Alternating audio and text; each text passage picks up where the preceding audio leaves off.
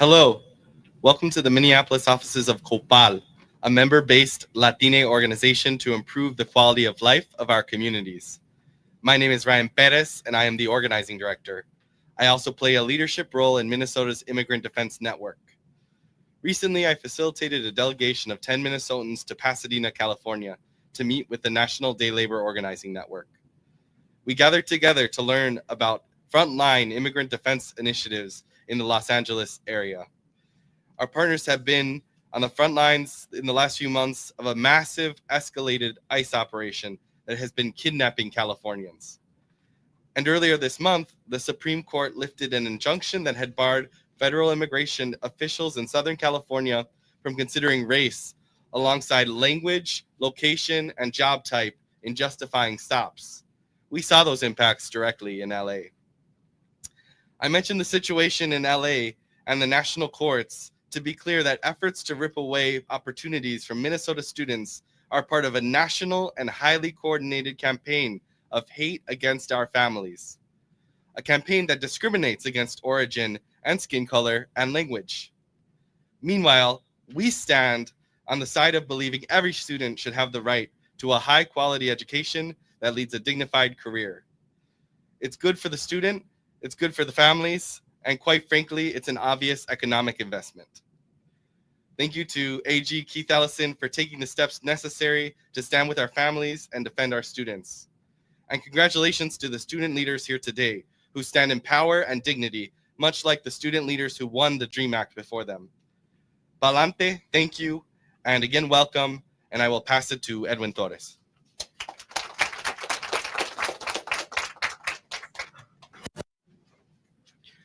Buenas tardes, good afternoon. My name is Edwin Torres de Santiago, and I have the honor of serving as the board chair of COPAL, Minnesota. I was born in El Salvador in the midst of a brutal civil war. At the age of 8, I immigrated to the United States con mi madre, with my mom and my older brother, carrying nothing more than hope and a belief that life could be better. For nearly 25 years, I lived in this country without papers, but never without a purpose. I've endured the fear of deportation, the shame and silence, and the burden of being told that I don't belong. And yet today I stand not before you as a statistic. I stand before you as a testament of what is possible when a state chooses compassion over cruelty and inclusion over exclusion. Minnesota became my home. Is a place that believed in me. Is where I became the first in my family to graduate from college. It's where I earned my master's degree in public policy. And 2 years ago, I made history as the first undocumented student admitted to a PhD program at the University of Minnesota Humphrey School of Public Affairs. Let me be absolutely clear. It didn't happen despite of policies like the North Star Promise or the Minnesota DREAM Act. It happened because of them. These laws are not acts of charity. They're investments in human potential. They tell students like I once was, you belong here and your dreams matter. And let not forget, Minnesota has made incredible strides towards dignity and fairness. After decades of organizing, we passed driver's license for all, expanded access to higher education for undocumented students, investments that reflect our deepest values. This moment is not about defending laws. It's about defending our dreams and protecting our potential, ensuring that every student who calls Minnesota their home has a chance to thrive. To the youth leading this fight, your courage is contagious. Your voice carries power beyond measure. I may no longer be undocumented, but I carry every chapter of those 24 years with me. I stand with you because I've lived it, I've survived it, and I'm committed my life to making sure that your path forward is stronger than mine ever was. Let's rise together, protect what we've built, and to show the country that in Minnesota, we don't back down. And when our communities are under attack, we rise, we organize, and we win. Thank you.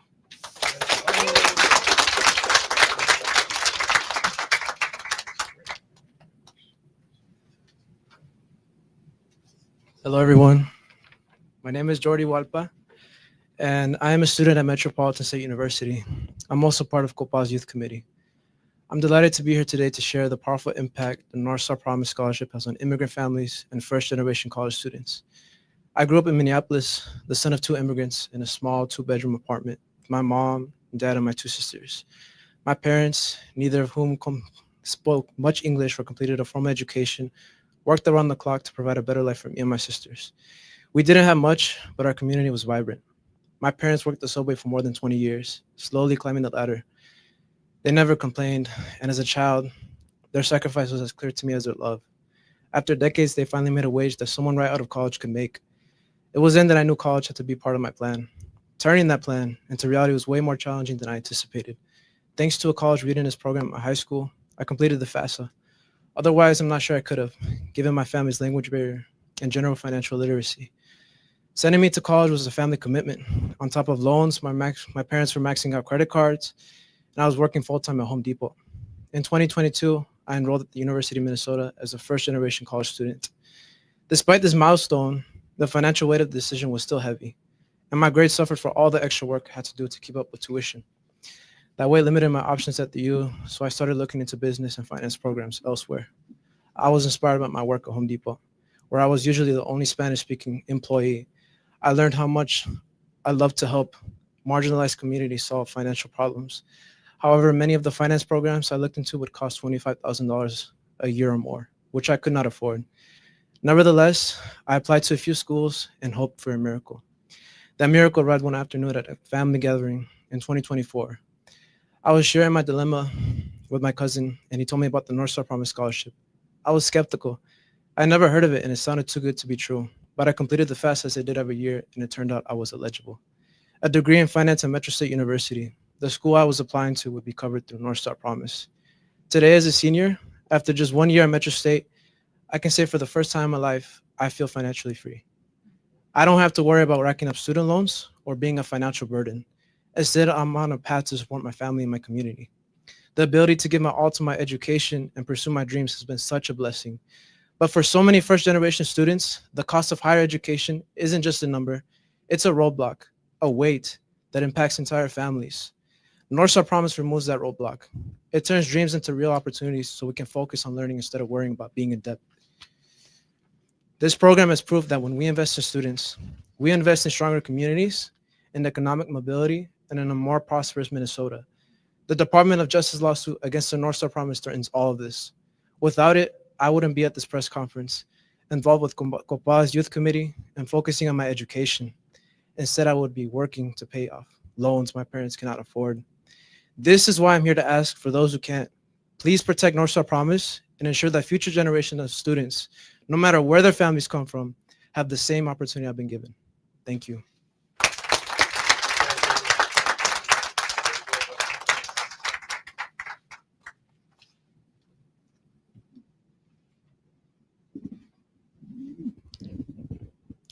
Muy buenas tardes. My name is Rosa Toc, and I am the Executive Director of the Minnesota Council on Latino Affairs.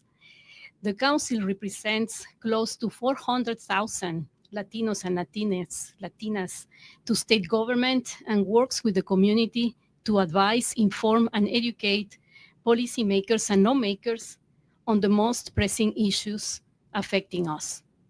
Equal access to K-12 education and affordable higher education are top priorities for our communities. We are here to stand not only in solidarity with these young students' demands, but with the responsibility entrusted with us to advocate against this unnecessary lawsuit brought forward by the U.S. Department of Justice on this matter. This federal overreach inappropriately interferes with the state's decision to determine who qualifies as resident for tuition purposes. As stated by former Representative Carlos Mariani Rosa, author of the Minnesota's 2013 Prosperity Dream Act, the Minnesota legislature has ensured that our higher education system includes pathways for immigrant students in alignment with the 1982 U.S. Supreme Court Plater versus Doe, which guarantees access to public education regardless of immigration status. And I close the quote here. So the council agrees with the Attorney General Keith Ellison in his legal analysis and defense of the right to education and making college possible for more Minnesotans, particularly for families not wealthy enough to afford college comfortably, regardless of immigration status, especially at a time when our state faces workforce shortages. This is an issue of equity and not of immigration status. We need every Minnesotan that resides in the state to reach their full capacity to contribute to the economy and the well-being of our communities. In Minnesota, the threat of the DOJ lawsuit is predicated by their belief that state law gives preferences to undocumented migrants over the citizens. At face value, this seems false because there is no preference. Instead, the law gives them the same access to residency that citizens already have, while providing financial aid only according to need. The North Star Promise program is very successful. According to a preliminary report from the Minnesota Office of Higher Education, 53,567 Minnesota students benefited from it during the 2024-2025 school year. Unfairly, immigrants are being targeted despite likely representing less than 1% of the more than 50,000 NSP recipients and receiving less than 2% of the total available public grants. So, our message to all of you courage students and your allies: do not lose hope, like the Attorney General said before. Look at your logo behind your shirt. Resist, organize, and transform.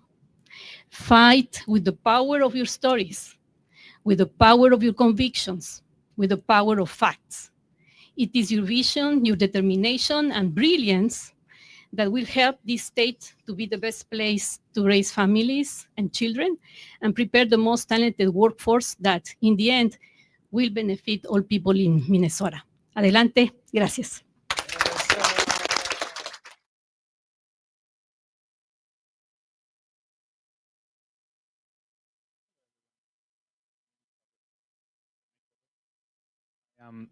Here, this is my 6th year here in United States. I came as an international student, F1 visa. And then after that, I got here as a my master program degree at Minnesota State University, Mankato. And then after that, now I am working as a high school teacher, where I teach students from 14 years old up to 21, depending on the cases, 23 years old. So today, I want to speak for them, because before I come to this meeting, I was talking to some of them. I am teaching seniors now, and every year I help them to fill it up: FAFSA, DREAM Act, North Star Promises, and any other kind of financial aid that they can have. So before coming here, we were talking about this. They are waiting for me to give them answers, because some of the people, they didn't choose to come. Some of my people, they came because their parents took the decision. And we are not blaming parents. They have their own decisions why they have to come here. But I am going to speak for the people that I serve. People 14 years old, 15 years old, they are minors. They didn't have that decision. They came here and they don't have opportunities in order to continue with their education. So based on my experience, talking from statistics, the people in my high school, 90% of them, they are benefits of DREAM Act and North Star Promises.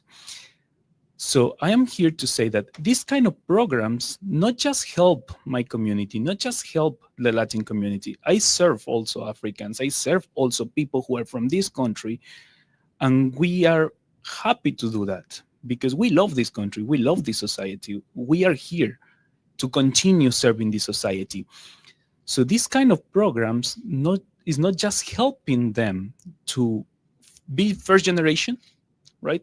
They are helping them to get an education and changing their dreams and their opportunities and change them for a better future, not just for them, also for their families and for the whole community.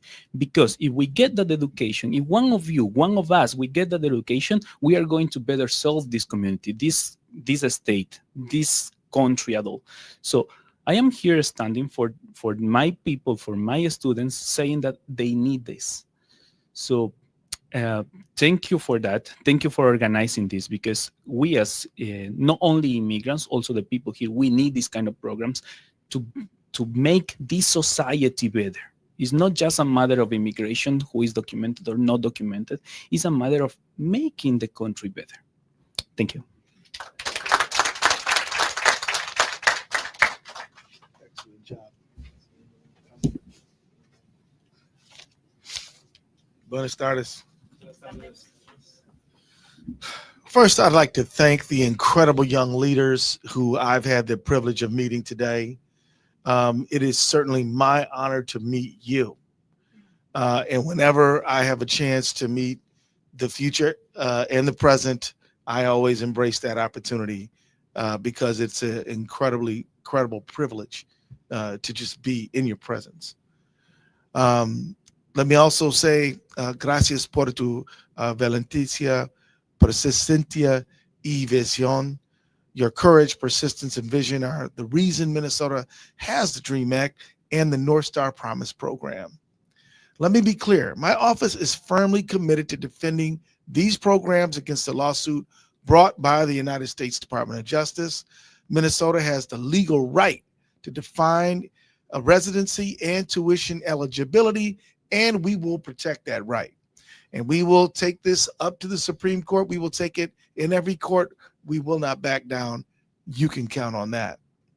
Estos programas reflejan quienes somos como habitantes de Minnesota. These programs reflect who we are as Minnesotans. They ensure that every student, regardless of immigration status, has a fair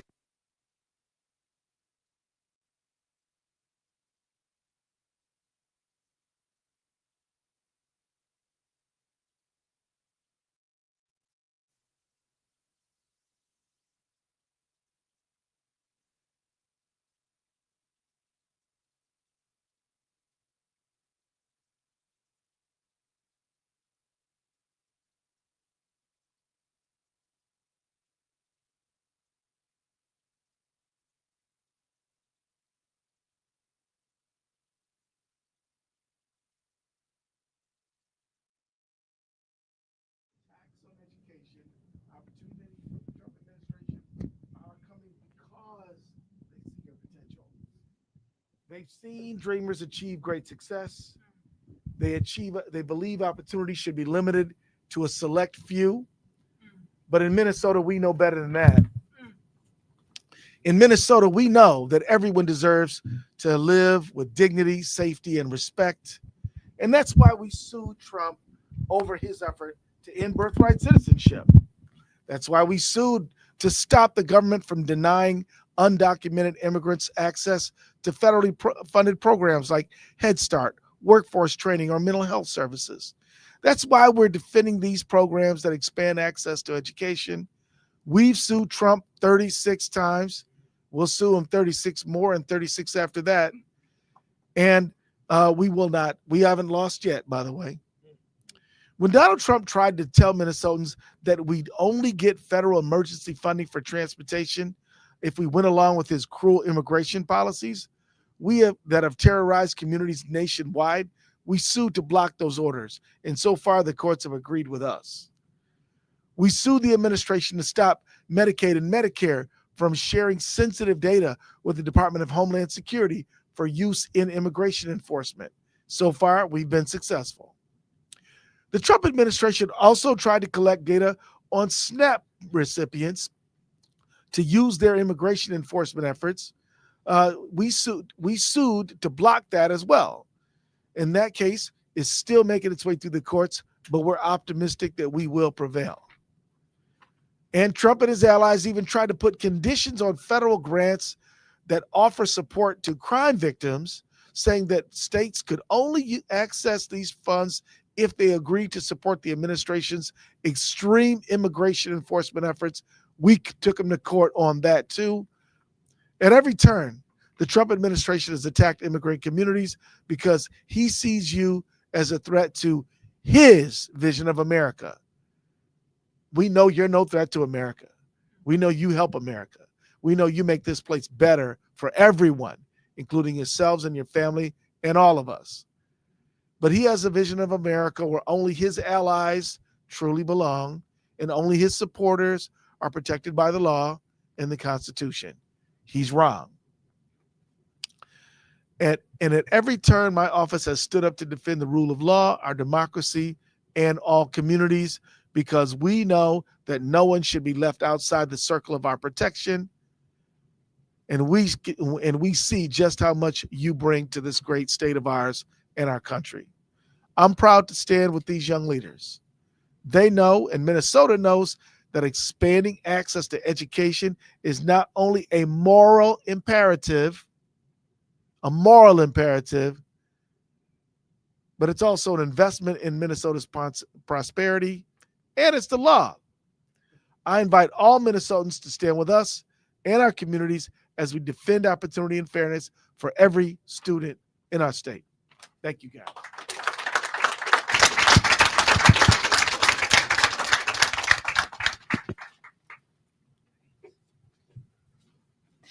Good evening. My name is Sabrina Tapia, and I'm here on behalf of Latino Lead and to support the COPAL Youth Committee, standing with immigrants, students, and allies across Minnesota in full defense of the Minnesota Prosperity Dream Act and North Star Promise Program.